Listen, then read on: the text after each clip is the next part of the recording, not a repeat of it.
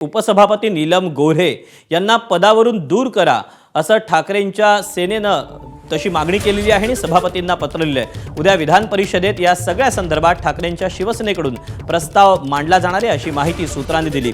सातारा प्रकरणातील उपसभापती नीलम गोऱ्हे यांच्या निर्णयामुळे ठाकरेंच्या शिवसेनेकडून ही मागणी करण्यात आली। नीलम गोऱ्हे यांनी अधिकाराचा गैरवापर करून निर्णय दिल्याचं ठाकरेंच्या शिवसेनेचं म्हणणं आहे। एखाद्या IPS अधिकाऱ्याचं निलंबन करणं उपसभापती यांना अधिकारात नसताना त्यांनी कसा निर्णय घेतला, त्यामुळे सातारा जिल्हा परिषद निवडणुकीनंतर सभागृहात झालेल्या राड्यानंतर आता ठाकरेंच्या शिवसेनेनं सुद्धा यामध्ये उडी घेतली आहे। अपडेट जाणून घ्या, वेदांत नेम आपल्या सोबत आहे। वेदांत, काय नेमकं म्हणणं आहे ठाकरेंच्या शिवसेनेच्या आमदारांचं?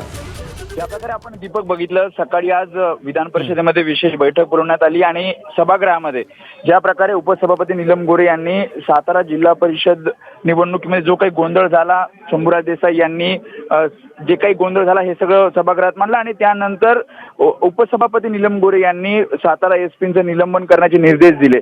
मात्र उपसभापतींच्या अधिकारामध्ये अशा प्रकारे कोणत्या IPS अधिकाऱ्यांचं निलंबन करण्याचे निर्देश नाहीत किंवा तसा अधिकार त्यांना नाही, त्यामुळे अधिकाराचा गैरवापर नीलम गोऱ्हे यांनी केला असं ठाकरेंच्या शिवसेनेचं म्हणणं आहे आणि त्यामुळे त्यांना पदावरून दूर करावं अशा प्रकारचा प्रस्ताव हा उद्या ठाकरेंच्या शिवसेनेकडनं विधान परिषदेत मांडला जाणार आहे आणि त्यासाठी जे पत्र आहे ते सभापतींना ठाकरेंच्या शिवसेनेकडनं दिले जातं, ज्यामध्ये सर्व आमदारांच्या सह्या सुद्धा ठाकरेंच्या शिवसेनेकडनं घेतल्या जात आहेत।